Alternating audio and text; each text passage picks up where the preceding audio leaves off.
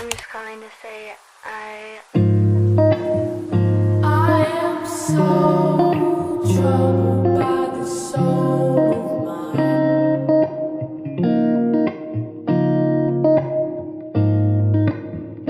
I've said those words so many times.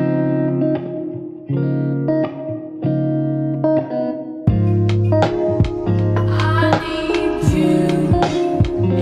Bom diazinho! Mais um dia de devocional com a Isa. Gente, no último devocional eu falei só sobre o capítulo 1 de 1 João e hoje eu vou falar do capítulo 2 de 1 João. Hoje é quarta-feira, agora são 6h30 da manhã. Eu acordei mais cedo para que eu conseguisse gravar esse vídeo para vocês e que ele estivesse no canal já antes de meio-dia, 6 horas da tarde. Então é para isso que eu estou aqui. Não se sabe ao certo quando foi escrito o livro de 1 João, mas acredita-se que foi escrito logo ali no primeiro século depois de Cristo. Embora João tenha passado a sua juventude na Palestina, aquela área ela se tornou um pouco complicada para cristãos e judeus depois da destruição do seu templo em 70 depois de Cristo. Então não se sabe ao certo aí algumas coisas, mas acredita-se que foi aí nesse tempo. Nesse capítulo 2 de 1 João, a gente vai ver que João ele vai nos ensinar que o amor a Deus e a obediência a Ele estão conectados, eles andam juntos. Não há como dizer que ama a Deus e fazer coisas que desagrade o coração dele. Isso não faz o menor sentido. Peguei aqui a Bíblia agora, então vamos ler o versículo 3, 4 e 5 de 1 João capítulo 2. Sabemos que o conhecemos, se obedecemos aos seus mandamentos. Aquele que diz, eu o conheço, mas não obedece aos seus mandamentos, é mentiroso, e a verdade não está nele. Mas se alguém obedece a sua palavra, nele verdadeiramente o amor de Deus está aperfeiçoado. Dessa forma, sabemos que estamos nele, e aquele que afirmar que permanece nele, deve andar como ele andou. Eu li aqui até o versículo 6. A gente está falando sobre isso desde o primeiro vídeo, né? Sobre obediência a Deus, sobre agirmos como filhos de Deus. E é muito engraçado, não engraçado, mas é de uma forma perfeita que o Novo Testamento, ele só é uma reescritura do Velho Testamento. Tudo que fala no Novo Testamento já foi falado no Antigo Testamento. O povo de Deus já pereceu por desobediência lá no Velho Testamento e no Novo Testamento também. Por quê? Porque o mundo é ruim desde que o mundo é mundo, né? O mundo é cheio de pessoas ruins, de pessoas imperfeitas, pecadoras, desde como meu pastor fala, desde o primeiro dia depois do Éden. Óbvio que nós vivemos a nova aliança, nós fomos redimidos por Jesus, pelo seu sangue na cruz, mas isso não altera o fato de que nós mudamos quase nada com o tempo, sabe? Da mesma forma que o diabo não é criativo para nos atacar, ele sempre ataca nas mesmas fraquezas. Nós caímos nas mesmas tentações há muito, muito tempo. Indico o livro Cartas de um Diabo ao Seu Aprendiz, que ele é muito bom e fala sobre isso. Mais um ponto importante, nós temos que olhar a Bíblia como um livro completo, como um livro, o todo em si, e não por partes. Óbvio que quando ela está dividida por partes, é mais fácil para estudá-la, mas nós temos que olhar ela como um livro completo, em sua completude. Não só o Novo Testamento, não só o Velho Testamento, porque os dois são importantes. Não faz sentido nós vivermos uma vida de desobediência a Deus depois que nós o conhecemos. Nós estamos fazendo parte da história que está sendo escrita do povo de Deus. Você quer ser lembrado como uma pessoa que pregou o Evangelho, que amou ao próximo, que fez de tudo possível para ajudar a igreja, as pessoas que estão ao seu redor, que amou Jesus de todo o seu coração? Você quer ser lembrado por ter vivido uma vida de plenitude no Senhor, ou você quer ser lembrado como alguém que viveu uma vida mediana, meia boca, porque simplesmente escolheu não obedecer e se render à vontade do Senhor? Isso é uma escolha. E voltando ali para o primeiro versículo do segundo capítulo de 1 João, ele vai dizer assim: escrevo isso para vocês, para que não pequem, mas caso vocês pequem, lembrem-se que vocês têm um intercessor, Jesus Cristo. A intercessão, ela é o ministério atual de Jesus.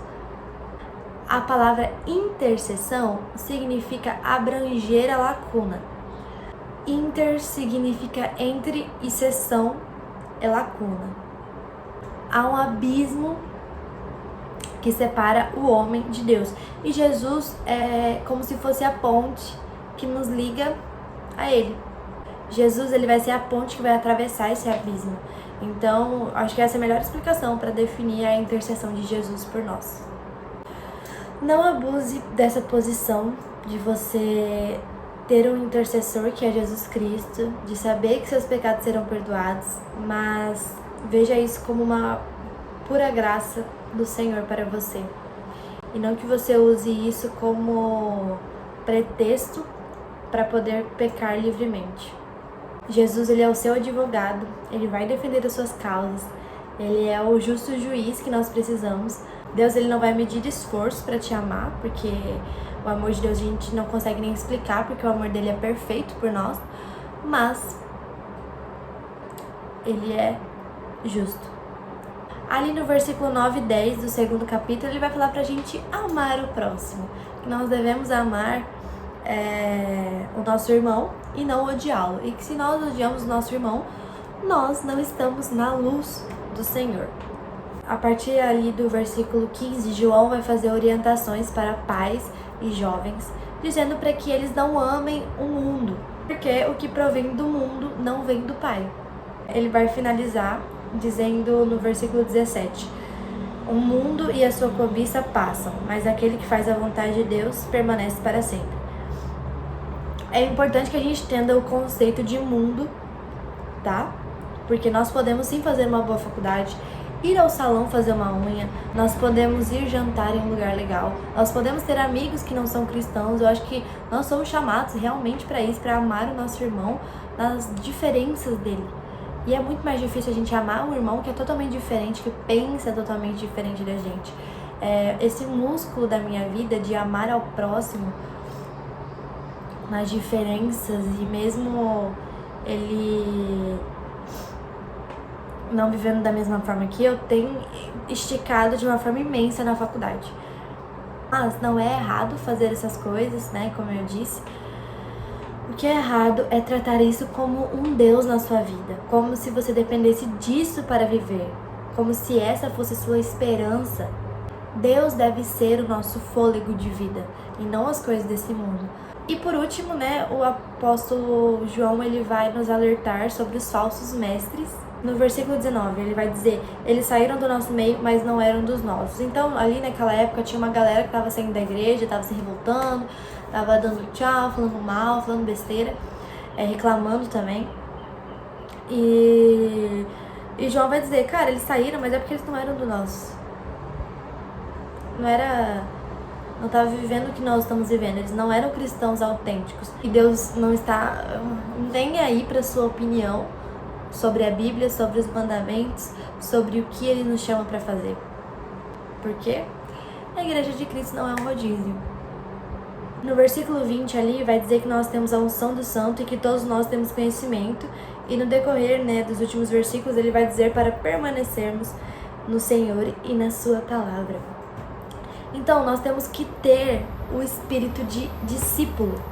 E um discípulo, ele sempre está disposto, acessível e aberto para receber e para aprender ainda mais do seu mestre. Isso que é ser discípulo. Eles são aprendizes de seu mestre. E quando nós temos um coração humilde para reconhecer que precisamos dessa graça capacitadora, tudo muda. Nós precisamos de conhecimento, discernimento e sabedoria dia após dia. Gente, Moisés foi um cara inteligentíssimo. Vocês acham que Deus escolheu ele? Por quê? Ele era um homem inteligente demais. Ele recebeu todo o conhecimento ali do palácio, de todos os deuses, sobre todas as coisas, né, da época. E mesmo assim ele não se dobrou para adorar outros deuses. E para quem fala que Moisés não era um cara inteligente, ele simplesmente só escreveu as leis e os mandamentos que regem o mundo todo até hoje.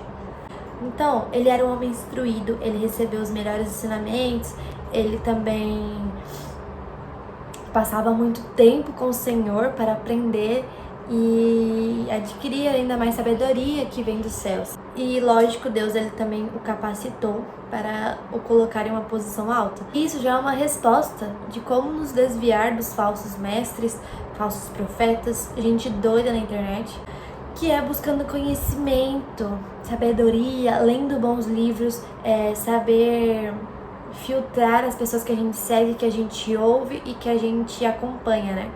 Nós podemos buscar também fazendo faculdades, cursos, todas essas coisas. Permaneça no Senhor como Ele nos ensinou. Amém? Espero que vocês tenham sido abençoados. Curte aqui esse vídeo, comenta o que você aprendeu lendo o 2º capítulo de 1 João. Se inscreve no canal, me siga nas redes sociais. Um beijo e até o próximo vídeo.